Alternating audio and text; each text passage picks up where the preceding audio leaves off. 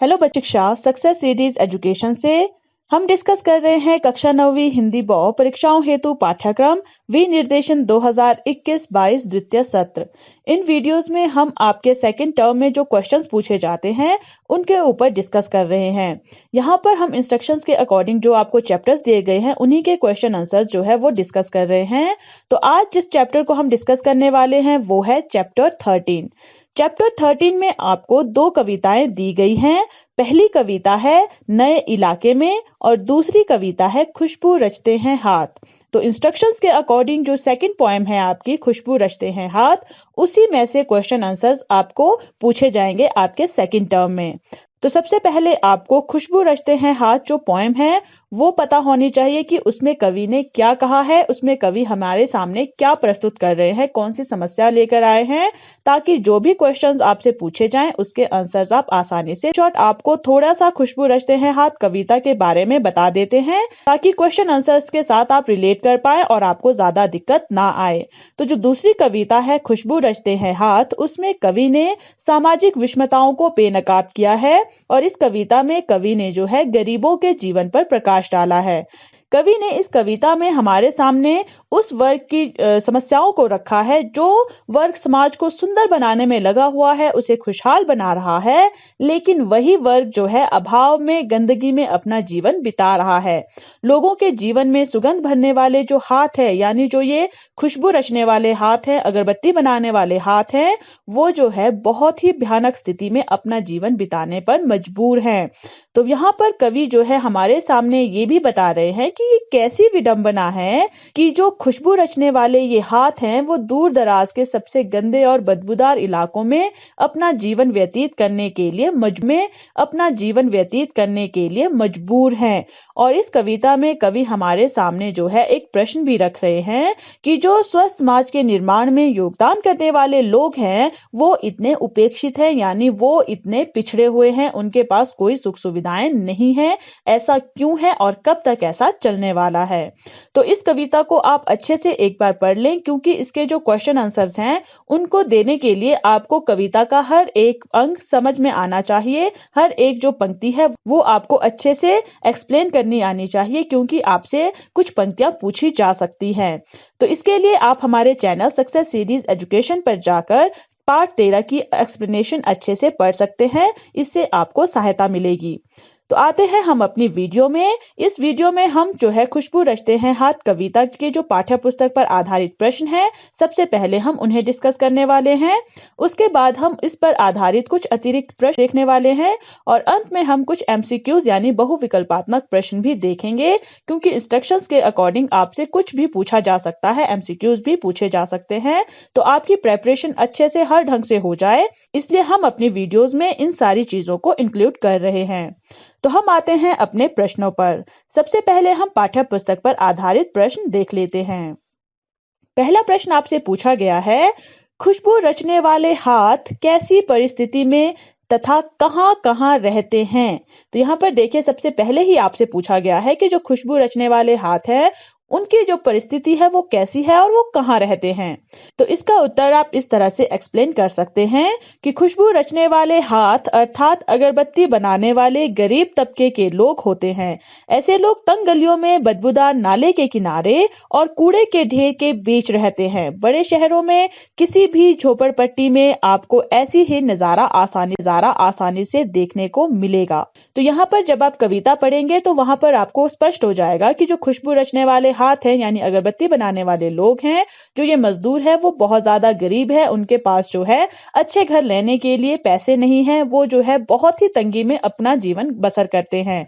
तो यहाँ पर जो ये लोग हैं ये कैसी जगह पर रहते हैं? बहुत ही तंग गलियां होती है और वहां पर बहुत ही बदबूदार नाले बहते हैं और कूड़े करकट के ढेर भी होते हैं, उन्हीं के आसपास जो है ये लोग रहते हैं। और बड़े शहरों में अक्सर आपको ऐसी झोपड़पट्टियां देखने को मिल जाएगी। दूसरा प्रश्न पूछा गया है, कविता में कितने तरह के हाथों की चर्चा हुई है? तो यहाँ पर देखिए, ये कविता जो आपको बताई गई है ये बहुत ही छोटी कविता है, लेकिन इसकी जो हर एक पंक्ति है वो बहुत कुछ कहती है। तो यहाँ पर कितने तरह के हाथों की चर्चा हुई है, इसके लिए आपको कविता अच्छे से पढ़नी है, तभी आप इसका जो आंसर है वो अच्छे से एक्सप्लेन कर पाएंगे। तो इसका आंसर आप इस तरह से एक्सप्लेन कर सकते हैं कि अगरबत्ती बनाने वाले कारीगरों के हाथ तरह तरह के होते हैं। किसी के हाथों में उभरी हुई नसें होती है, किसी के हाथों के नाखून घिसे हुए होते हैं। कुछ बच्चे भी काम करते हैं जिनके हाथ पीपल के नए पत्तों की तरह कोमल होते हैं। कुछ कम उम्र की लड़कियां भी होती है जिनके हाथ जूही के फूल की डाल की तरह खुशबूदार होते हैं। कुछ कारीगरों के हाथ गंदे, कटे फटे और चोट के कारण फटे हुए भी होते हैं। तो यहाँ पर देखिए, यहाँ पर बहुत सारे जो बच्चे हैं, बूढ़े हैं, लड़कियां हैं, पुरुष हैं, महिलाएं हैं, वो सभी जो है यहाँ पर बताए गए हैं, यानी उनके हाथों के एक्सप्लेन किया गया है कि उनके हाथ कैसे हैं जो ये खुशबू रचते हैं, जो ये अगरबत्ती बनाते हैं। यानी यहाँ पर एक ये बात भी कही गई है कि हर तरह की उम्र के जो लोग हैं वो मजदूरी करते हैं, अगरबत्ती बनाने का काम करते हैं। अगला प्रश्न पूछा गया है कि कवि ने यह क्यों कहा। यहाँ पर देखिए, यहाँ पर जो खुशबू रचते हैं हाथ, आपका टाइटल भी है, उसको यहाँ पर एक्सप्लेन करने के लिए कहा है कि कवि ने ऐसा क्यों कहा है। तो इसका उत्तर आप इस तरह से दे सकते हैं कि अगरबत्ती का काम है खुशबू फैलाना। ये अगरबत्तियां हाथों से बनाई जाती है, इसलिए कवि ने कहा है कि खुशबू रचते हैं हाथ। तो यहाँ पर देखिए, कवि ने बहुत ही सुंदर तरीके से टाइटल दिया है खुशबू रचते हैं हाथ, क्योंकि जो हाथ हैं वही अगरबत्ती बनाते हैं और अगरबत्ती का काम है खुशबू फैलाना। तो अगर हाथ जो है वो अगरबत्ती बना रहे हैं तो एक हिसाब से वो खुशबू बना रहे हैं। तो यहाँ पर कवि ने टाइटल रखा है खुशबू रचते हैं हाथ और कवि ने ये कहा है। अगला प्रश्न है, जहां अगरबत्तियां बनती है वहां का माहौल कैसा है। तो जहां पर अगरबत्तियां बनाई जाती है उसका माहौल कैसा कविता के द्वारा बताया गया है, वो आपने एक्सप्लेन करना है। तो आप इस तरह से एक्सप्लेन करेंगे कि जहां अगरबत्तियां बनती है वहां का माहौल अगरबत्ती की मोहक खुशबू के ठीक विपरीत होता है। अगरबत्ती निर्माण एक कुटीर उद्योग है। ज्यादातर कारीगर किसी झोपड़पट्टी में रहते हैं जहां बहुत ज्यादा गंदगी और बदबू होती है। तो यहाँ पर देखिए, सबसे पहले आपको पता होना चाहिए कि अगरबत्तियां बनती कहाँ हैं। अगरबत्तियों का जो निर्माण है वो एक कुटीर उद्योग है, यानी वो घर पर ही बनाया जाता है, वो बड़े बड़े कारखानों में नहीं बनाई जाती है अगरबत्तियां। तो जो लोग जो है ये अगरबत्तियां बनाते हैं वो बहुत ही गरीब हैं, वो जहां पर रहते हैं वहां पर गंदगी होती है, बदबू होती है। तो जहां पर अगरबत्तियां बनाई जाती है वहां का माहौल बहुत ही गंदा और बदबूदार होता है। इसलिए यहाँ पर कहा गया है कि अगरबत्ती की जो मोहक खुशबू होती है, अच्छी खुशबू होती है, उसके ठीक विपरीत जो है वहां का माहौल होता है जहां पर अगरबत्तियां बनती है। अगला प्रश्न है, इस कविता को लिखने का मुख्य उद्देश्य क्या है। कविता का मुख्य उद्देश्य क्या है, कवि ने क्यों ये कविता लिखी है, ये आपने एक्सप्लेन करना है। तो आप इस तरह से लिख सकते हैं, इस कविता के माध्यम से कवि ने कामगारों और मजदूरों की भयावह जिंदगी को उजागर किया है। कवि ने यह दिखाने की कोशिश की है कि ऐसे मजदूर जो दूसरों के लिए खुशबू या खुशहाली का निर्माण करते हैं, खुद कितनी बदहाली में रहते हैं और कितनी विषम परिस्थितियों में काम करते हैं। तो यहाँ पर कविता को लिखने का मुख्य उद्देश्य यही है कि जो कवि है वो हमें जो है उन गरीब लोगों के बारे में बताना चाहते हैं कि वो कितनी कड़ी मेहनत करते हैं, वो कितनी खुशबू फैलाने का काम करते हैं, लेकिन उसके बावजूद वो बदबू में रहते हैं, वो बहुत ही विषम परिस्थितियों में रहते हैं, वो बहुत ही कठिन जिंदगी जो है वो व्यतीत करते हैं। यानी हमें ये दिखाने का प्रयास किया है कवि ने कि जो लोग मेहनत मजदूरी करते हैं उनकी जिंदगी कितनी कठिन है, हमें उनके लिए कुछ ना कुछ करना चाहिए ताकि उनकी जिंदगी भी कुछ बेहतर बन सके। तो इस तरह से आप अपने शब्दों में भी इन प्रश्नों के उत्तर दे सकते हैं और अपने शब्दों में कविता को समझकर जो उत्तर आप लिखेंगे वो और ज्यादा इफेक्टिव होंगे उन आंसर्स के अकॉर्डिंग जो आप रटे रटाकर लिखने वाले हैं। तो कोशिश करें कि आप कविता को समझें और उसके आधार पर अपनी समझ के अनुसार अपने शब्दों में जो है क्वेश्चन के आंसर्स दें। आगे जो है आपको व्याख्या करने के लिए कहा गया है। तो पहली जो पंक्ति है जिसकी आपको व्याख्या करनी है वो है, पीपल के पत्ते से नए नए हाथ, जूही की डाल से खुशबूदार हाथ। तो आपने इन पंक्तियों की व्याख्या करनी है। तो आप किस तरह से करेंगे कि अगरबत्ती बनाने वाले कारीगरों के हाथ तरह तरह के होते हैं। किसी के हाथों में उभरी हुई नसें होती है, किसी के हाथों के नाखून घिसे हुए होते हैं। कुछ बच्चे भी काम करते हैं जिनके हाथ पीपल के नए पत्तों की तरह कोमल होते हैं। कुछ कम उम्र की लड़कियां भी होती है जिनके हाथ जूही उदार होते हैं। कुछ कारीगरों के हाथ गंदे, कटे फटे और चोट के कारण फटे हुए भी होते हैं। यानी इन पंक्तियों में कवि हमें ये बताना चाहते हैं कि हर उम्र के लोग जो हैं वो ये मजदूरी करने के लिए विवश हैं, जिनमें जो है छोटे बच्चे भी हैं और कुछ कम उम्र की लड़कियां भी हैं जिनके हाथ बहुत ही नाजुक हैं, जो इन अगरबत्तियों को बनाने में लगे हुए हैं। जबकि उनके जो ये हाथ हैं वो राष्ट्र का निर्माण करने के लिए बनने चाहिए। यानी वो जो बच्चे हैं वो देश का भविष्य हैं, देश का, राष्ट्र का उन्नति का जो भविष्य है वो ये बच्चे हैं जो ये मजदूरी करने के लिए विवश हैं। अगली जो पंक्ति है वो है, दुनिया की सारी गंदगी के बीच दुनिया की सारी खुशबू रचते रहते हैं हाथ। तो इसकी व्याख्या आप इस तरह से करेंगे कि जहां अगरबत्तियां बनती है वहां का माहौल अगरबत्ती की मोहक खुशबू से ठीक विपरीत होता है।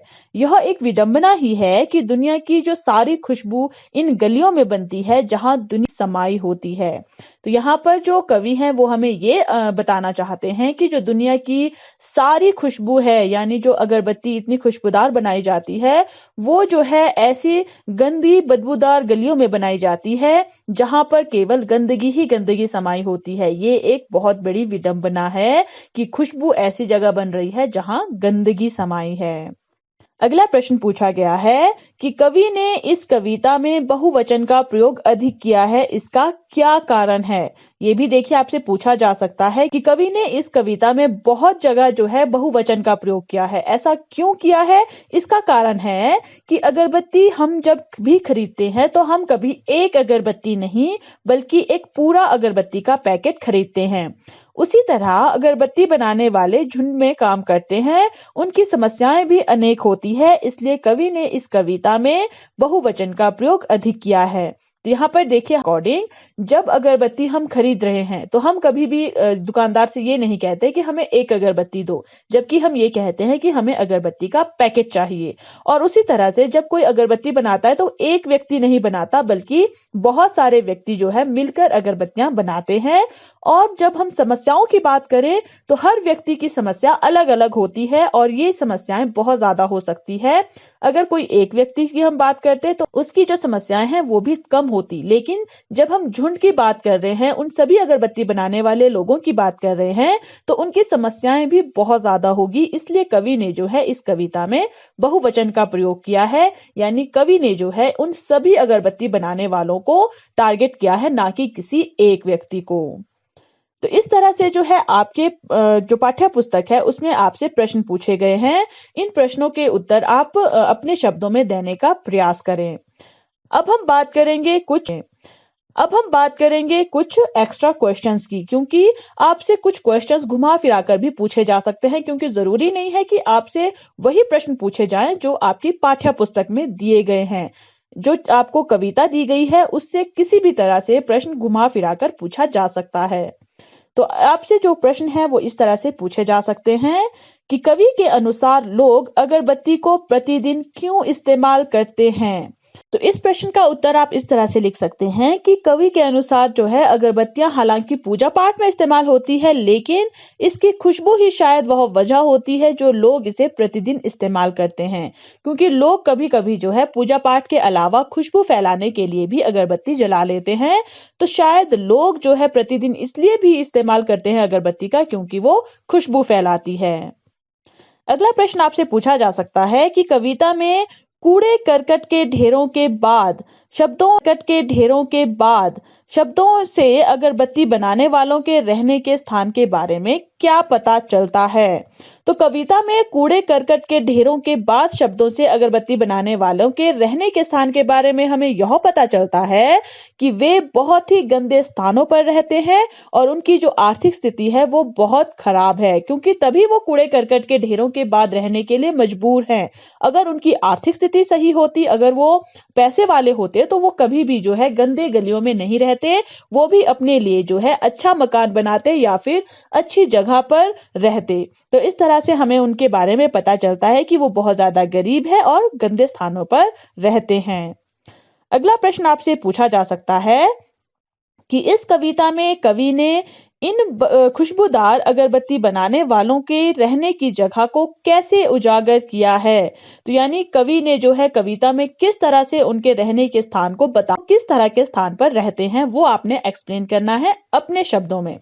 तो आप इस तरह से भी एक्सप्लेन कर सकते हैं कि इस कविता में कवि ने इन खुशबूदार अगरबत्ती बनाने वालों के बारे में बताया है कि वे लोग खुशबू से कोसों दूर है।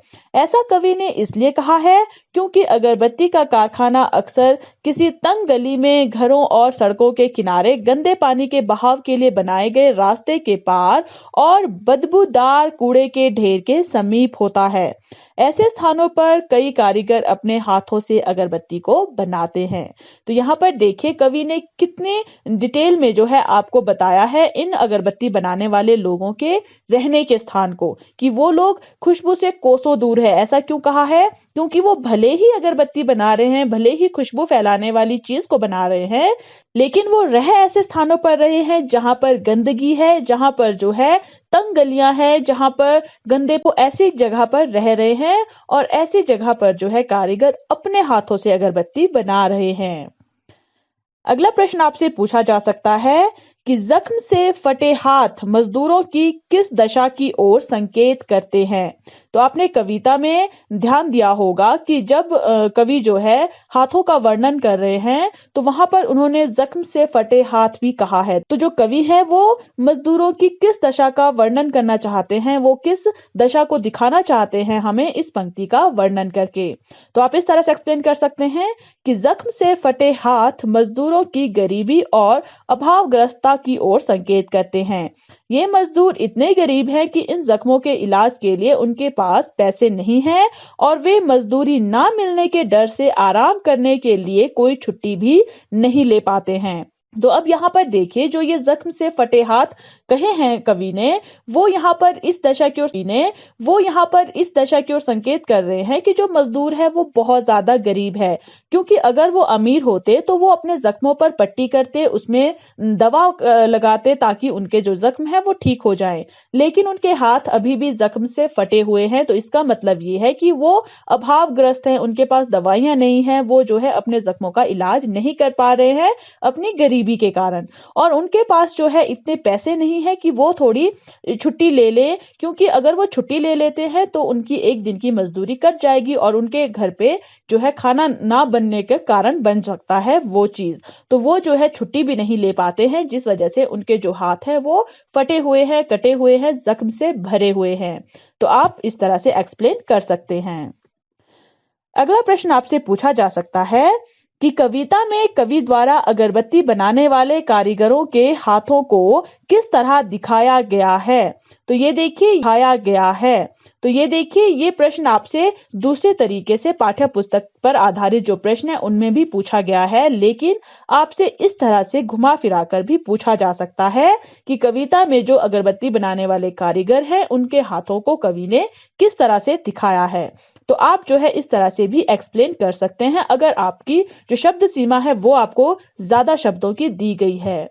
तो आप इस तरह से एक्सप्लेन कर सकते हैं कि कविता में कवि द्वारा अगरबत्ती बनाने वाले कारीगरों के हाथों को तरह तरह का बताया गया है। किसी के हाथों में उभरी हुई नसें होती है, किसी के हाथों के नाखून घिसे हुए होते हैं। कुछ बच्चे भी काम करते हैं जिनके हाथ पीपल के नए पत्तों की तरह कोमल होते हैं। कुछ कम उम्र की लड़कियां भी होती है जिनके हाथ जूही के फूल की डाल की तरह खुशबूदार होते हैं। कुछ कारीगरों के हाथ गंदे, कटे फटे और चोट के कारण फटे हुए भी होते हैं। कवि कहता है कि दूसरों के लिए खुशबू बनाने वाले खुद ना जाने कितनी और कैसी तकलीफों का सामना करते हैं। तो यहाँ पर देखिए कवि ने जो हाथों का वर्णन किया है, जैसे उभरी हुई नसों का वर्णन किया गया है जो वृद्ध लोग हैं वहां पर काम करने वाले, क्योंकि जो वृद्ध होते हैं उनके हाथों की जो नसें हैं वो आपने देखी होगी वो थोड़ी सी उभरी हुई होती हैं। और जो हाथों के घिसे हुए नाखून हैं वो वर्णन किया गया है पुरुषों की ओर, यानी जो बहुत ज्यादा कड़ी मेहनत कर रहे हैं जिसके कारण उनके हाथों के नाखून भी घिस गए हैं। और जो पीपल के नए पत्ते का वर्णन किया गया है कोमल हाथों के लिए, वो है आपके कुछ बच्चे जो छोटी उम्र के हैं, जो काम कर रहे हैं, क्योंकि उनके हाथ अभी छोटे हैं, कोमल है, और जैसे पीपल के जो नए पत्ते आते हैं उनकी तरह है उनके हाथ, लेकिन वो मजदूरी करने के लिए विवश हैं। और वहां पर जूही के फूल की डाल की तरह खुशबूदार हाथों का वर्णन किसके लिए किया गया है? जो कम उम्र की लड़कियां हैं उनकी, वो कवि ने बहुत ही अच्छे ढंग से किया है, और आपको ये समझने की जरूरत है ताकि अगर आपसे इनसे भी रिलेटेड कुछ प्रश्न पूछे जाएं तो आप उनके उत्तर आसानी से दे पाएं। अगला प्रश्न आपसे पूछा जा सकता है कि इन्हीं गंदे मोहल्लों के गंदे लोग, इस पंक्ति द्वारा कवि क्या बताना चाहते हैं? तो यहाँ पर देखिए, कवि ने कविता में एक पंक्ति कही है, इन्हीं गंदे मोहल्लों के गंदे लोग। तो कवि जो है क्या बताना चाहते हैं हमें? तो आप इस तरह से भी एक्सप्लेन कर सकते हैं कि इस पंक्ति द्वारा, यानी इन्हीं गंदे मोहल्लों के गंदे लोग, इस पंक्ति के द्वारा जो है कवि अमीर वर्ग का उन गरीब अगरबत्ती बनाने वालों की ओर दृष्टिकोण दिखाना चाहते हैं। कवि कहता है कि इसी तंग गली में पूरे देश की प्रसिद्ध अगरबत्तियां बनती है। इस गंदे मोहल्ले के गंदे लोग अर्थात गरीब लोग ही केवड़ा, गुलाब, खस और रात रानी की खुशबू वाली अगरबत्तियां बनाते हैं। यह एक विडंबना ही है कि दुनिया की सारी खुशबू उन गलियों में बनती है जहां दुनिया भर की गंदगी समाई होती है। लोग इन खुशबूदार अगरबत्तियों को तो पसंद करते हैं, परंतु उन गरीब लोगों की समृद्धि के लिए कुछ नहीं सोचते। तो जो कवि है वो इस पंक्ति के द्वारा हमें ये बताना चाहते हैं कि जो वो गंदे लोग, यानी जिन्हें अमीर लोग गंदा समझते हैं, जो गरीब लोग हैं, जिनके पास अच्छे कपड़े पहनने के लिए पैसे नहीं हैं, जो अपने पैसों को अपने जीवन के बसर करने के लिए बचा कर रखते हैं, वो जो है गंदे मोहल्लों में रहते हैं, यानी उनके पास जो है अच्छे जगह पर रहने के लिए आमदनी नहीं है। तो जो कवि है वो यहाँ पर हमें अमीरों का गरीबों की ओर दृष्टिकोण दिखाना चाहते हैं कि जो अमीर लोग हैं वो ये सोचते हैं गरीबों की ओर, लेकिन उन्हें ये पता नहीं है कि जो वो केवड़ा, गुलाब, खस और रात रानी की खुशबू वाली अगरबत्तियों को खरीदते हैं, वो खुशबू भी जो है यही गरीब लोग, जिन्हें वो गंदे लोग समझते हैं, पर कवि जो है अमीरों का गरीबों की ओर दृष्टिकोण दिखाना चाह रहे हैं। अगला प्रश्न आपसे पूछा जा सकता है कि खुशबू की रचना करने वाले लोग किस उम्र के हैं? कविता के किस भाग से इसके बारे में पता चलता है? तो यहाँ पर देखिए, आपसे पूछा गया है कि वो जो खुशबू रचने वाले लोग हैं वो किस उम्र के लोग हैं, और कविता में वो कौन सा भाग है जहां से आपको इसके बारे में पता चलता है। तो इसके लिए आपको कविता अच्छे से समझ में आनी चाहिए और आपको कविता अच्छे से याद होनी चाहिए, तभी आपको पता चलेगा कि कविता का वो कौन सा भाग है जहां पर जो है कवि ने इन खुशबू रचने वाले लोगों की उम्र के बारे में बात की है। तो आप इस तरह से एक्सप्लेन कर सकते हैं कि खुशबू की रचना करने वालों में बच्चे, बूढ़े, स्त्री, पुरुष और लड़के, लड़कियां अर्थात हर उम्र के लोग शामिल हैं।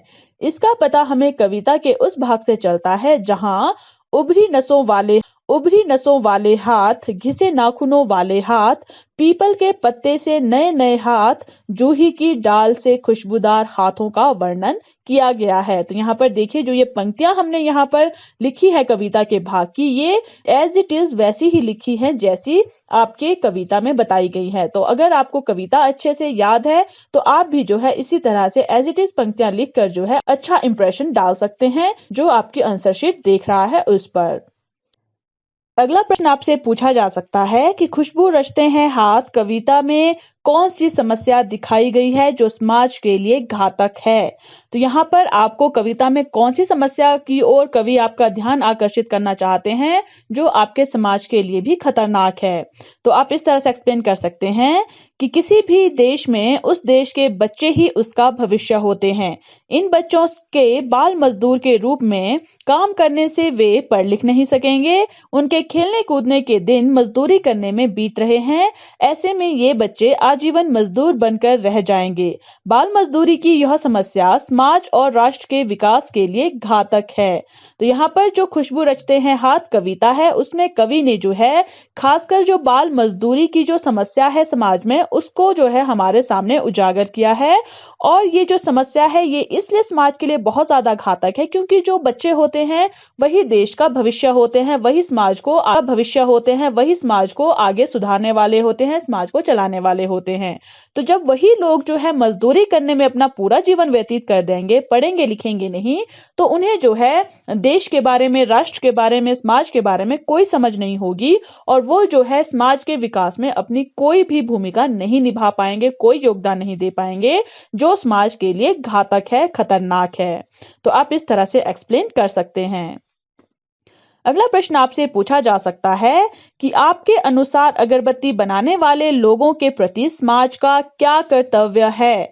तो यहाँ पर देखिए, आपसे इस तरह के प्रश्न भी परीक्षा में पूछे जा सकते हैं कि जो ये कविता है खुशबू रचते हैं हाथ, उसमें जो अगरबत्ती बनाने वाले लोग हैं, जो गरीब लोग हैं, उनकी ओर हमारा क्या कर्तव्य है या समाज का जो है उनकी ओर क्या कर्तव्य है आपके अनुसार। तो आपको जो लगता है वो आपने एक्सप्लेन करना है। तो हमने यहाँ इस तरह से एक्सप्लेन किया है कि इस कविता में दिखू रचने वाले अर्थात अगरबत्ती बनाने वाले प्रायः बाल मजदूर होते हैं, जो शहर की गंदी बस्तियों और बदबूदार स्थानों पर रहते हैं। इन बाल मजदूरों के प्रति समाज का कर्तव्य यह है कि वे इन बाल मजदूरों के प्रति संवेदनशील बनकर उनकी शिक्षा और उत्थान के लिए आगे आएं। क्योंकि बाल मजदूर के रूप में काम करने से वे पढ़ लिख नहीं सकेंगे, उनके खेलने कूदने के दिन मजदूरी करने में बीत रहे हैं। ऐसे में ये बच्चे आजीवन मजदूर बनकर रह जाएंगे। बाल मजदूरी की यह समस्या समाज और राष्ट्र के विकास के लिए घातक है। अतः समाज व राष्ट्र के विकास के लिए आवश्यक है कि इस समस्या को खत्म किया जाए। तो हमारे अनुसार जो है, जो बाल मजदूरी है वो बहुत ज्यादा खतरनाक है और समाज का ये कर्तव्य बनता है इन बाल मजदूरों की ओर कि वो इन लोगों की पढ़ाई लिखाई पर ध्यान दे, इन लोगों के लिए कुछ ऐसी सुविधाएं प्रोवाइड करवाए जिनसे जो है ये बच्चे मजदूरी के बजाय पढ़ लिख के उद्धार के लिए कुछ कर सकें, समाज के उद्धार के लिए जो है कुछ बड़े इंसान बन सके, जिससे जो है समाज व राष्ट्र का विकास हो सके। इसलिए इस समस्या को खत्म करना बहुत ज्यादा आवश्यक है और ये समाज का कर्तव्य बनता है, हमारा कर्तव्य बनता है कि हम ऐसा कुछ कदम उठाएं कि ये बाल मजदूरी की जो समस्या है वो जड़ से खत्म हो जाए। अगला प्रश्न आपसे इस तरह से पूछा जा सकता है कि अगरबत्तियां बनाने वाले बाल मजदूरों के जीवन में सुधार लाने हेतु क्या उपाय किए जा सकते हैं। तो यहाँ पर देखिए, आपसे उपाय भी पूछे जा सकते हैं कि जो ये बाल मजदूरों का जो जीवन है उनको सुधारने के लिए क्या क्या उपाय हम कर सकते हैं या क्या उपाय उठाए जा सकते हैं राष्ट्र के द्वारा या समाज के द्वारा। तो आप इस तरह से एक्सप्लेन कर सकते हैं कि खुशबूदार अगरबत्तियां बनाने वाले बाल मजदूरों के जीवन में सुधार लाने का सबसे अच्छा उपाय है उनके हाथों में पुस्तकें पकड़ाना और उन्हें विद्यालय की ओर ले जाना। इससे ये बाल मजदूर पढ़ लिख कर कार्यकुशल बन जाएंगे। इसके लिए पढ़ाई के साथ साथ विभिन्न कामों के परीक्षण की भी व्यवस्था करनी होगी ताकि ये बाल श्रमिक कुशल कारीगर बनकर स्वरोजगार कर सके और मजदूर बनकर जीवन बिताने के लिए विवश ना हो। इससे इस वर्ग के बच्चों का जीवन स्तर ऊंचा उठ जाएगा और राष्ट्र से गरीबी जैसी समस्या का भी समाधान निकल आएगा। तो यहाँ पर देखिए, हमें जो है कुछ ऐसे कदम उठाने चाहिए जिससे इन बाल मजदूरों के हाथों में पुस्तकें हो, ये भी जो है विद्यालय जाएं, यानी इनकी जो फीस है वो हमें माफ करनी चाहिए या फिर इनकी जो पुस्तकों का खर्चा है, जो इनकी ड्रेस का खर्चा है वो जो है सरकार को उठाना चाहिए, जैसा आजकल सरकारी स्कूलों में हो भी रहा है। तो ये जो है एक बहुत अच्छा उपाय है किसी गरीब बच्चे को सही फ्यूचर देने के लिए, ताकि वो जो है गरीबी में अपना जीवन बिताने के लिए विवश ना हो, ताकि वो भी जो है अपनी मेहनत से अपना बिजनेस उठाने के लिए काम कर सके, अपना आगे जो है कुछ फ्यूचर बना सके, जिससे वो भी जो है अपना जीवन स्तर ऊंचा उठाए और जो राष्ट्र में गरीबी की समस्या है वो भी इससे काफी हद तक उसका समाधान निकल सकता है, वो भी काफी हद तक सॉल्व हो सकती है। तो एक समस्या के साथ दूसरी समस्या भी सॉल्व हो सकती है। ऐसे बहुत सारे उपाय किए जा सकते हैं। तो आपके अनुसार और कौन से उपाय हो सकते हैं वो भी आप ऐड कर सकते हैं आपकी शब्द सीमा के अनुसार। अगर आपको शब्द सीमा कम दी गई है तो आप इतना ही एक्सप्लेन कर सकते हैं, लेकिन अगर शब्द सीमा अधिक है आपके पास तो आप और भी ज्यादा उपाय इसमें ऐड कर सकते हैं। तो अब हम डिस्कस करेंगे कुछ बहुविकल्पात्मक प्रश्न यानी एमसीक्यूज, ताकि आप अच्छे से प्रिपेयर हो सके अपने एग्जाम्स के लिए।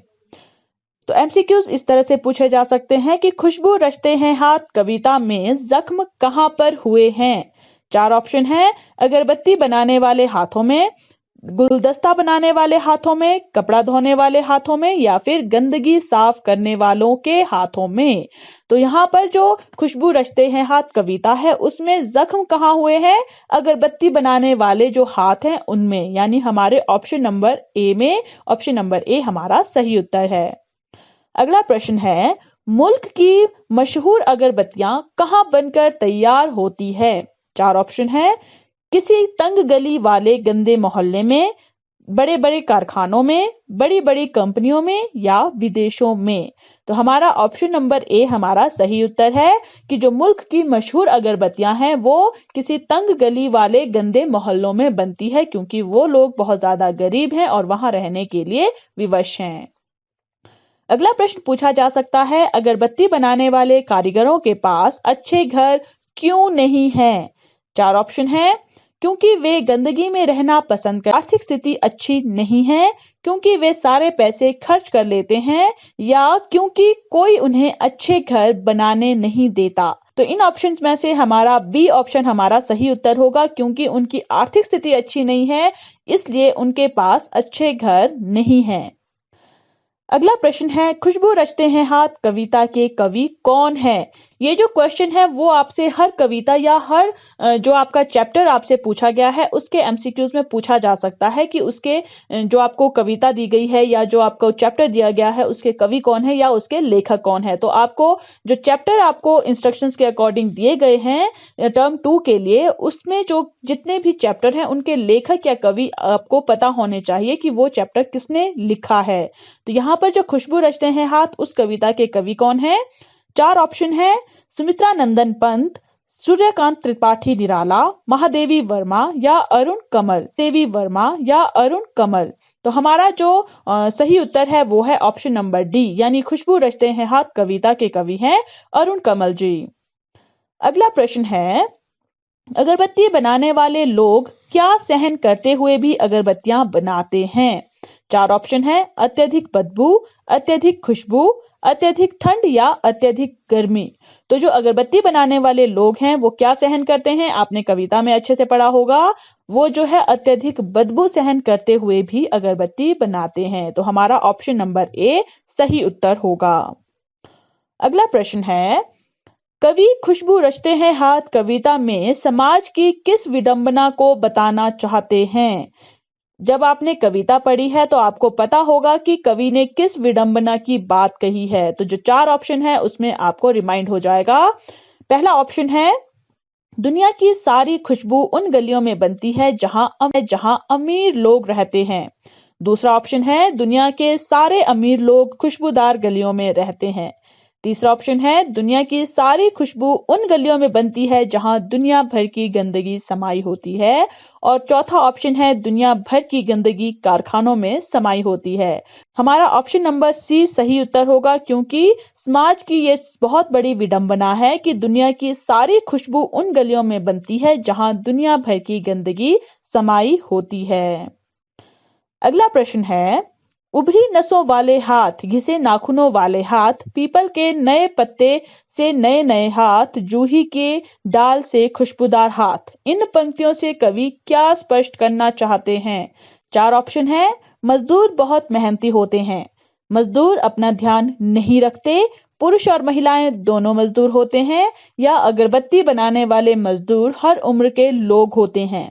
तो ये स्पष्ट किया है कवि ने कि अगरबत्ती बनाने वाले जो मजदूर हैं वो हर उम्र के होते हैं, बुजुर्ग भी होते हैं, बहुत ज्यादा मेहनत करने वाले पुरुष भी होते हैं, महिलाएं भी होती हैं, और नए जो पीपल के पत्ते हैं उनकी तरह कोमल हाथ वाले छोटे बच्चे भी होते हैं, और जूही की डाल से खुशबूदार जो हाथ होते हैं वो उनकी तरह जो है छोटी लड़कियां भी होती हैं। तो यहाँ पर हमारा ऑप्शन नंबर डी, यानी अगरबत्ती बनाने वाले मजदूर हर उम्र के लोग होते हैं, ये हमारा सही उत्तर होगा, क्योंकि कवि यहाँ पर यही स्पष्ट करना चाहते हैं। अगला प्रश्न है, बनाते हैं केवड़ा डैश खर्स और रात रानी अगरबत्तियां, पंक्ति को पूरा करें। तो देखिए इस तरह के प्रश्न भी आपसे पूछे जा सकते हैं। आपको कोई पंक्ति दी जा सकती है, उसमें से कोई एक शब्द जो है वो मिसिंग होगा जो आपने ढूंढना है। यहाँ पर 4 ऑप्शन है, गुलाब, कमल, चमेली या गेंदा। तो हमारा सही उत्तर होगा गुलाब, यानी केवड़ा, गुलाब, खस और रात रानी की अगरबत्तियां बनाई जाती है। अगला प्रश्न है, जूही की डाल से खुशबूदार हाथ पंक्ति किस मजदूर की ओर संकेत करती है? तो यहाँ पर देखिए, यहाँ पर आपसे एक पंक्ति पूछी गई है और कहा गया है कि ये जो पंक्ति है वो किस मजदूर की ओर संकेत कर रही है। 4 ऑप्शन है, बच्चों, बुजुर्ग, महिलाओं या कम उम्र की लड़कियों। तो जूही की डाल से खुशबूदार हाथ, ये पंक्ति यूज की गई है कवि के द्वारा कम उम्र की लड़कियां जो मजदूर हैं उनके लिए। तो हमारा ऑप्शन नंबर डी हमारा सही उत्तर होगा। अगला प्रश्न है, खुशबू रचते हैं हाथ कविता का क्या भाव है? यानी इस कविता के जरिए जो कवि है वो हमें क्या बताना चाहते हैं। 4 ऑप्शन है, अगरबत्ती बनाने वाले हाथ सुंदर होते हैं, अगरबत्ती बनाने वाले लोग अमीर होते हैं, समाज में निम्न किंतु मेहनती लोगों की स्थिति दयनीय है, समाज में गरीबों का कोई स्थान नहीं है। तो हमारा ऑप्शन नंबर सी हमारा सही उत्तर होगा कि इस कविता के जरिए कवि हमें ये बताना चाहते हैं कि जो समाज के निम्न लोग हैं, यानी छोटे लोग हैं, गरीब लोग हैं, परंतु मेहनती लोग हैं, उनकी स्थिति फिर भी दयनीय है, उनकी स्थिति बहुत ही खराब है। तो ये थे कुछ एमसीक्यूज, और इस कविता के और भी एमसीक्यूज अगर आप पढ़ना चाहते हैं तो आप हमारे चैनल सक्सेस सीरीज एजुकेशन पर जाकर सर्च कर सकते हैं। वहां पर आपको इस कविता के और भी एमसीक्यूज मिल जाएंगे जो आपकी प्रेपरेशन में हेल्प करेंगे। तो इस तरह की और दूसरी वीडियोस के लिए, अपने एग्जाम्स की अच्छे से प्रेपरेशन करने के लिए आप हमारे चैनल सक्सेस सीरीज एजुकेशन को फेसबुक, यूट्यूब, इंस्टाग्राम और ट्विटर पर भी फॉलो कर सकते हैं, जिससे आप अपने एग्जाम्स की प्रेपरेशन और भी अच्छे ढंग से कर